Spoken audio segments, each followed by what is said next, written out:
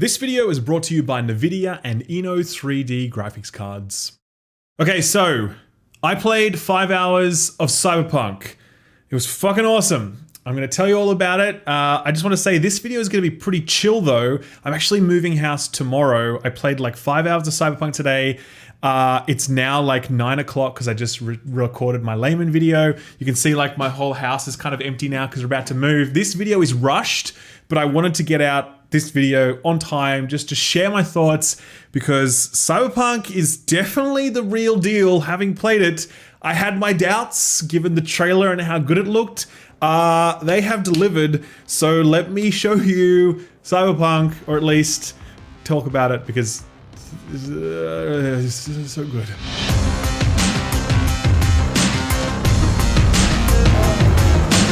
Money now, or I will fucking drop you.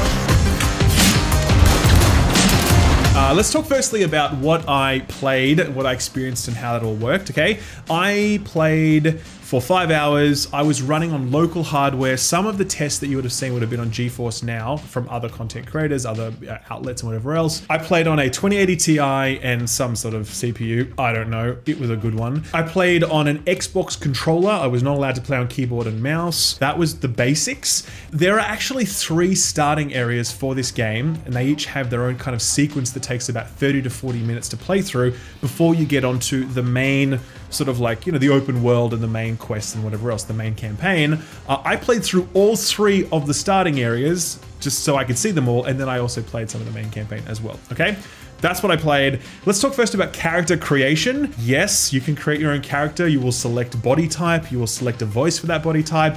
There is a ton of customization available. Obviously, like hairdos and scars and tattoos, and there's like the digital kind of stuff that they have jammed into their skin and whatever. There's the teeth. For some reason, you can have pink teeth in this game. I don't know why that's a thing, but it's a thing. It doesn't have the facial molding stuff, at least not what I could see. Maybe I missed it. I was kind of going through it kind of quick. But look, there's plenty of customization there. You're going to be able to make your own unique character that you like, but it's not like triple S tier customization like you would have seen in some of these crazy MMOs or whatever. It's just pretty damn good. In this process, you'll also select your starting stats. It matters, obviously. There's things like, you know, body, which is about your health and your strength and all that sort of stuff. Weapon proficiency. There's reflexes, which helps you with certain types of weapons. I won't get into all the detail of that. You've seen that sort of stuff in RPGs before. It's very similar here. I think there were 6 or 7 core stats, and it's, you know, what you'd expect. What was very interesting is that you got to select one of 3 different backstories, and that actually has a fairly significant impact on your playthrough. 1, because of your starting area, and 2, because that choice actually affects the rest of your gameplay in terms of your interactions with others, dialogue options, etc., etc. The first one I played through was Corpo or something like that. It was the corporate sort of starter story, and you're in a big Shinra Tech kind of building, and you're meeting with some big hotshot, and he's telling you to do some secret, you know, corporate espionage mission because he wants to knock off one of his rivals for a promotion. And you know, so you go through that. It ends up taking you out into the city, into a bar, and eventually, you know, stuff goes down, and then you find yourself in the main quest. So that whole thing took about 30 minutes. That was one story. The other one that I played through next was the Nomad story, which starts outside of Night City in this desert area, which just looks stunning, by the way, like stunning. And you're there fixing a car, and the local sheriff is giving you some grief, and eventually you catch up with someone because you're trying to smuggle something across the border into Night City. The authorities catch you, and they're like chasing you, massive car scene. It was so good. Yeah, really great starting sequence. Love that one. And then the third one was kind of like a street kid. You know, you're starting out in the slums, and you literally start by sort of like, you're looking in a mirror and your nose is broken, and you have to like kind of like fix your nose, which is, you know what I mean. Anyway, it turns out your friend has gotten mixed up with the wrong people, and you kind of need to boost a car to help get him out of trouble, and shit goes down. And again, just awesome stuff. Really great breakneck kind of introductions to these worlds. One of them in the sort of upper echelons of corporate society, one down in the slums, just sort of like, you know, scraping to live, and the other one outside of Night City entirely, and just all of them were just awesome. Absolutely love them. And yeah, within the next 30 minutes, you're into the main quest line, and things continue from there.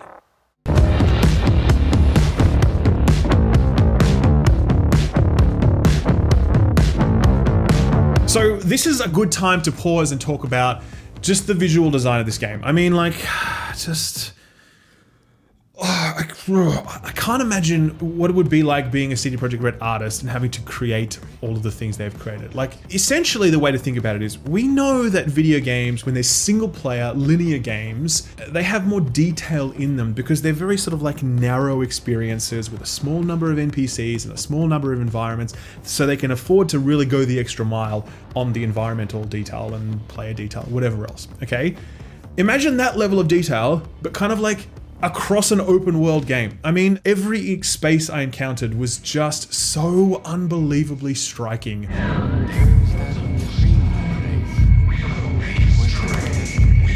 In terms of just the environment design and each of the NPCs populating those environments, the clothes that they're wearing, the graffiti and the different sort of paneling and lighting and smoke and fog and just like, I mean, I was just walking around the starting area, the corporate headquarters, I wasn't even pushing fully forward on this analog stick because I wanted to walk slowly to take it in. It's really stunning what they have done here. And oh my God, this loading sequence I went through when like I left the corporate building and then I had to fly out, and it was like a masked loading sequence, okay? So I'm in this car and I can just look out the window, but I can see this entire city out there, and just seeing it sort of scroll by, and then it just seamlessly transitions and I land and I'm in the thick of it and I can just walk out into it.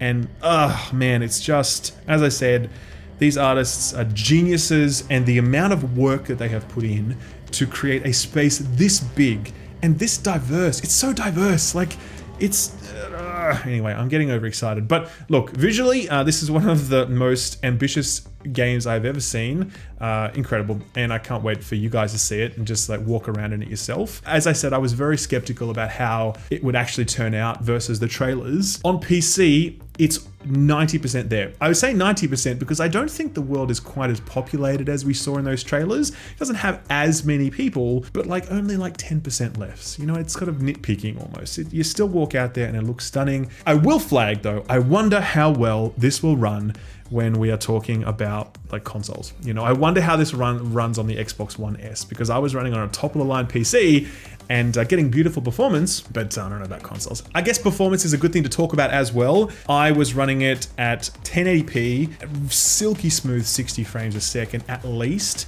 with ray tracing enabled. I will talk more about ray tracing at the end of this video in a sponsored block, so keep that in mind. But with ray tracing enabled, I was still getting solid 60, 70, 80 frames a second. It was just beautiful. And yeah, we'll talk about ray tracing more later. So these starting areas that you go through, you don't do a lot of fighting in those. It's very cutscene driven, okay? After that, when you get to the main quest line, the one that's shared across everyone will experience it, you then go through combat tutorials. There's hacking, there's stealth, there's melee, and there's shooting. So hacking, I didn't love the hacking. It's difficult to really explain it without just getting bogged down in detail, but essentially it just didn't really flow. It had quite a few different button prompts and menu options, and then they boot you to a different screen and you input a thing and then you come back and you have to do something else and whatever else. It could be really great if after 5 or 6 hours, lots of different options open up and you're really used to those menus and you can make interesting things happen. At the very beginning though, I don't get to experience that. So for that reason, I didn't love that, kind of bounced off a little bit. But look, we'll see, obviously reserving judgment. The stealthing is okay. I did notice that the enemies, they sort of have one of the indicators above their head, and you know, if they see you for too long, it fills up and they've spotted you. They seemed quite blind, you know, you're only sort of 15 feet away from them and they're sort of like squinting at you and whatever. I've seen it before. I don't love that stuff, but look, it is what it is. It's there. I got the impression that stealth wasn't exactly breaking new ground. However, there might be all sorts of other stealth systems that become available later. There was the melee stuff, which is kind of like 3-hit combo, you know, boxing. And that was fine as well. There was a sword though that I got to use at one point, which didn't feel good. The sword combat just felt very kind of, it just lacked weight. It just felt unsatisfying. Don't know if they'll do further work on that, but that wasn't great. And then there was a shooting.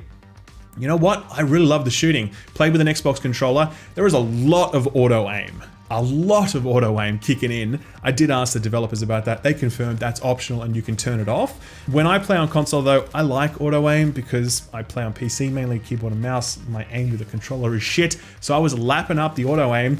It just felt like all my guns stuck to targets like glue. And I just got to focus on having fun and like, you know, moving through combat rather than like, oh, I missed a headshot. I'm going in!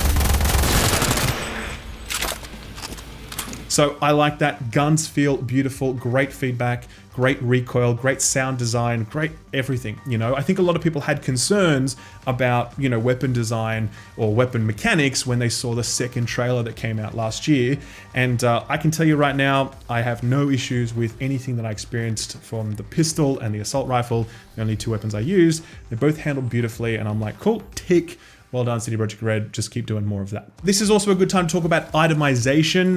Yeah, so obviously there's going to be tons of different weapons to collect. I collected some identical pistols that all had different stats on them. They had different DPS values. They also had different damage types that they applied.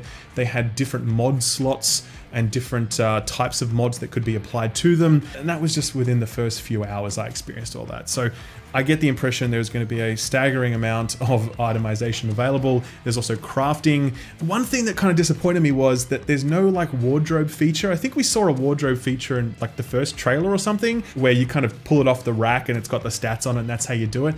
You just equip clothes from your inventory now. You can go to your wardrobe in your apartment, but you can't do anything. You can just see it. There's nothing to input and no prompt.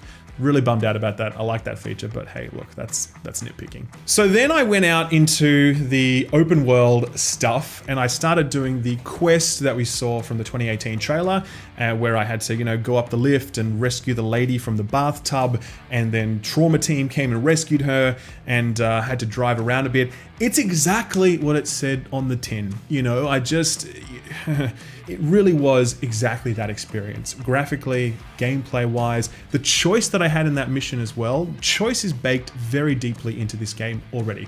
From the very beginning, you get tons of dialogue options that will manifestly impact your sort of ways forward. In combat scenarios, you know, in that mission alone, I could have gone straight into the room and blown everybody up. But my partner, Jackie, was telling me, hey man, just hang back for a bit. I'm like, all right, cool. I took his advice, hid in the corner.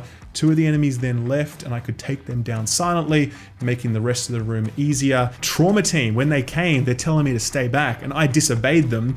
They then shot me with a taser. And then Jackie commented on that. He's like, hey man, should have listened to them, should have done what they said. So choice is baked into everything that you do, and the game is built to recognize and reflect that choice at every step. This look like a landing pad to you? Could have fucking crushed us. Okay, no, hey, we ain't looking for no beef with you. But that quest was just exactly, as I said, what you saw in the trailer, except playable, and it was super fun. When that was done, I then got to do some just open world exploration stuff. So I drove around in my car. I don't know what the name of that car is. It probably has an awesome name. I don't know what it is. Driving is great. Like, I really love the mechanics. You know, you play something like Ghost Recon Breakpoint or Wildlands, and you're like, whoa. That's not how a car should drive, you know? But this one, as soon as I picked it up, I'm like, yep, cool, this is good. It's quite heavy. If anything, maybe just a little bit too heavy, maybe a little bit too much grip on the road. It could be a little bit lighter, but again, that's nitpicking. I told the developers, I'm like, I think this feels fantastic in terms of handling, and they were like, phew, we're really nervous about driving mechanics. We're worried that people would hate them. I don't think you guys will hate them. I think it handles well. You can destroy your car. I played with my brother Sam, and it took us a while. The cars have a lot of health, and we ended up smashing into walls like 30 times, but eventually we managed to blow up the car.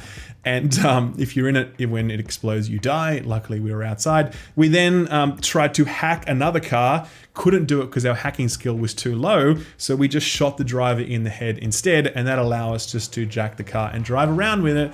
And then that was it. Later on, our car that had blown up magically reappeared. So I'm not sure what the lore behind that is, but anyway, our car magically reappears after it blows up. But yeah, world exploration wise, there are obviously your main quests. There are side quests, which are structured quests that you will go through. And then there's also your generic world quests, which are, you know, you walk up to a spot and it's kind of like a randomly populated boss, which is exactly what happened to me. I went there, and just some random guy that was there and I was fighting him, you know? So there's different layers of quest and different layers of world objectives. There's also bounty hunts you can do.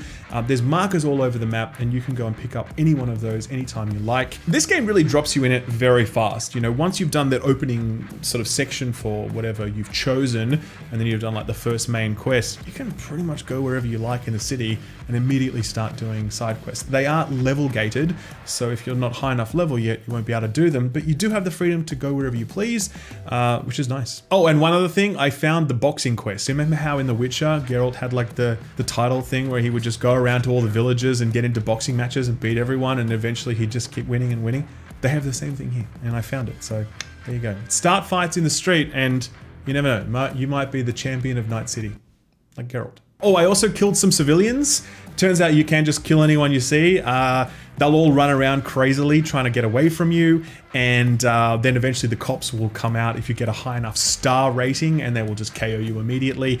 There was also just momentary altercations happening that I could step into. I was in my apartment building and I saw a guy sort of like, you know, abusing a woman, and eventually he started hitting her, and so I just shot him in the head, and that was that. So, you know, you can choose whether or not to intervene in those. You don't have to, but they're just things that are going on in the world that you can, you know, step to if you want. So the next thing I did was another quest that was very narratively driven. This is where I had some problems, okay? I had a really big problem with this quest. And what it is, it's, remember in Detroit Become Human, how you can go to a crime scene and you can actually rewind events and then sort of like play them back and zoom in on certain things to see details, etc.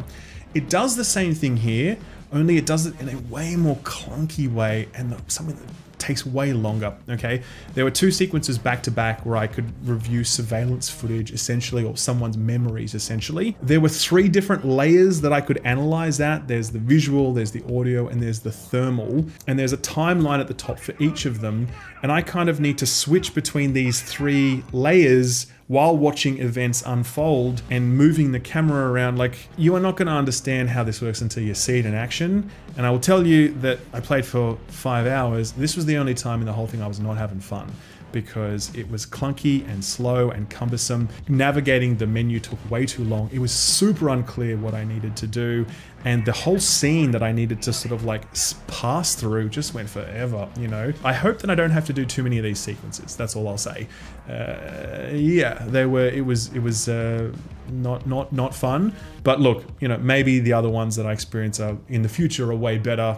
I don't know, these 2 that I experienced back to back were the definite low point for the demo. I definitely have some mixed feelings about narrative as well, and dialogue and how that's flowing for me. You're very much dropped in the deep end of this game straight away, and that's a good thing from a freedom perspective, but I did find it a bit overwhelming because, you know, you're thrown into Night City and it immediately feels like, you know, you've met 30 people as soon as you start, and you've heard 30 different stories and 30 accents, and just a lot comes at you really fast. And I feel like you could have slowed it down a little bit and it probably would have been better. Obviously, I can't say that definitively yet because I need to see the whole journey and how that 5 hours fits into it. But I definitely felt at times where I was like, whoa, pump the brakes a little bit. Let me get to know this person before I go and meet 10 other people. You know, that was essentially the thought going through my mind. And with dialogue as well, because there were these goals of introducing so many people and so much information, you know, it felt a little bit rushed at times, you know. I'd say a good parallel is something like Blade Runner, right? Blade Runner gives scenes a lot of space to breathe. It's sort of very quiet and you can sort of absorb it. This game is the exact opposite of that. This game is just constantly in your face, at you, exposition dumps, new character introductions, just madness 24/7. I'm not sure if that pacing is a good thing because the entire experience is so dense that you kind of don't have time to slow down, or I'm not sure if it will end up hurting the experience because, you know, 50 or 60 hours of something, that level of pace might be a little bit overwhelming. I don't know, too difficult to say yet, but that's definitely something I'm watching. So look, overall, I have to say that, you know, just the sheer level of ambition on display here was astounding. You know, I honestly, the level of visual detail that went into every space I encountered was stunning. The design of every single NPC was incredible. All of the voice acting was top notch. You know, you had 3 distinctly different starting areas. What I saw of the different perk opportunities, the way you can customize your character. I don't even know if I talked about this. If I haven't, there's so many perks that are baked into this game. Wait till you see what is possible in terms of character customization. It's huge. I don't know, man. It's just, these guys obviously have been working for what, 8-9 years more on this thing. You can see that they have not slouched a day of that. They have just put so much into this. That 5 hours was some of the densest 5 hours I think I've ever had playing video games, just in terms of stuff coming at you. Some people will find that overwhelming. I definitely found it a little bit overwhelming for sure. But more than that, I just found it awe-inspiring because I was like, wow, look at this thing. Imagine experiencing all of this for 50 hours. Imagine what is hidden in the tiny crevices of CD Projekt Red's imagination. Imagine what this city is hiding. Imagine the characters I will meet. Imagine the builds I will build and the moments I'll have. Like, I honestly was thinking that as I was going through it. The CD Projekt Red or the staff member nearby was kind of chuckling, with sometimes I was just like, whoa, fuck man, you know? I don't even meet Keanu Reeves yet. I'm not even up to Keanu and I feel this way. So imagine what happens when I meet him. Anyway, that's my impressions. Wait, those are my impressions of Cyberpunk. It's looking pretty good, so you should probably check it out. One last thing before we go. This part of the video is sponsored by NVIDIA and Inno3D, and it relates to ray tracing. Ray tracing, if you're not aware, is essentially a way of simulating light that is more realistic than, you know, we have had in the past. This game is shipping with ray tracing enabled at launch. I saw ray tracing in this demo that I played. It is easily the best demonstration of ray tracing I've ever seen, better than Control, in fact, which already did an absolutely superb job. Just unbelievable how they've managed to implement this. It was running at a very, very solid 60 FPS for me the entire time. Well and truly more than that, a lot of it. Obviously, I was running on an RTX 2080 Ti at 1080p, but it's shipping with DLSS 2.0. Essentially, it allows you to run your games at a lower resolution, but they look like they are running at a higher resolution. That means that your GPU is working less hard to produce those images, and it can spend that excess power on, say, ray tracing. So when I did it recently with Control, I was essentially able to double my frame rates while I was using DLSS 2.0. DLSS is an absolute game changer when it comes to giving your GPU enough headroom to be able to run games with ray tracing enabled. If you are getting Cyberpunk, I very strongly recommend having an RTX ray tracing enabled card, because you don't want to miss how good this looks. I experienced it for 5 hours. It looks incredible. If you are looking for a ray tracing enabled card for Cyberpunk, I really strongly recommend the Inno3D GeForce RTX 2080 Superclock iChill Black. It manages to absolutely ace the 2 metrics that are most important for liquid cooled cards, which is excellent temperatures and whisper quiet operation. It's very quiet. It looks very smart, and it will absolutely get the job done. If you're interested in that card, I'm going to leave links in the description below. Thank you very much to Inno3D and NVIDIA for sponsoring this video. Thank you for watching it, and thank CD Projekt Red for inviting me to the event, because I had a blast, and I can't wait to play more. Anyway, that's the video, guys. Thank you very much. See you next time. Bye. Thanks for watching my video. If you liked it, give it a thumbs up. If you didn't, give it a thumbs down so I know to do better for next time. If you enjoyed yourself, consider subscribing. And if you really enjoyed yourself, maybe consider hitting that notification bell so you never miss a video. You can see my patrons here on the left. They're awesome. They're amazing. If you want to join them, check out my Patreon page. Thank you again. I'll see you next time. Bye-bye.